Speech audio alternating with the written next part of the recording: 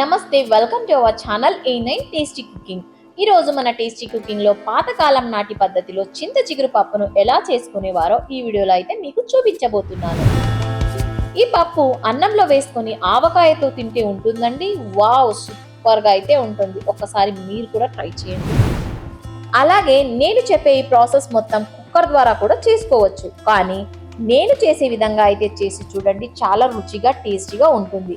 ఇక లేట్ చేయకుండా వీడియోలోకి అయితే వెళ్ళిపోదాం. ముందుగా చింత చిగురుని ఇలా శుభ్రంగా కడిగి అయితే పక్కన పెట్టుకోవాలి. ఇప్పుడు ఒక మందపాటి గిన్నె తీసుకుని అందులోకి 1 లీటర్ దాకా వాటర్ అయితే పోసుకొని, వాటర్ కొద్దిగా మరిగాక అందులోకి 100 గ్రాముల దాకా కడిగి పెట్టుకున్నటువంటి కందిపప్పును వేయాలి.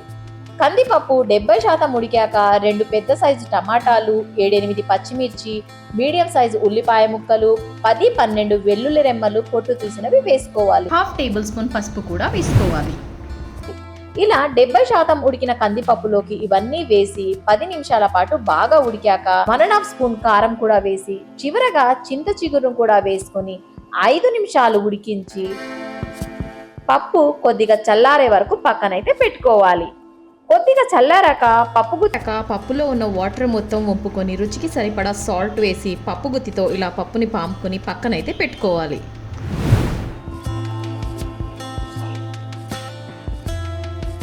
ఇప్పుడు తాలింపు కోసం చిన్న కడాయి పెట్టి 2 స్పూన్ల ఆయిల్ అయితే వేసుకోవాలి. ఆయిల్ హీట్ అయ్యాక 1 టేబుల్ స్పూన్ ఆవాలు, జీలకర్ర, శనగపప్పు, ఉద్దిపప్పు వేసుకోవాలి. కొద్దిగా చిటపటలాడాక పొడవుగా కట్ చేసి పెట్టుకున్నటువంటి ఉల్లిపాయ ముక్కలు, 4-5 వెల్లుల్లి రెమ్మలు వేసి కొంచెం కలర్ మారాక 2 రెమ్మల కరేపాకు, చిటికెడు ఇంగువ వేసుకొని తాలింపు బాగా వేగాక పాముకొని పక్కన పెట్టుకున్నటువంటి పప్పులోకి వేసి ఒకసారి బాగా కలపాలి. కలిపి సర్వ్ చేసుకుంటే ఎంతో రుచికరమైన చింత చిగురు పప్పు అయితే రెడీ అండి. ఈ పప్పు అన్నంలో ఆవకాయతో తింటే ఉంటుందండి. వావ్, సూపర్ గా ఉంటుంది. ఒకసారి మీరు కూడా ట్రై చేయండి, ఎలా ఉందో కామెంట్ కూడా చేయండి.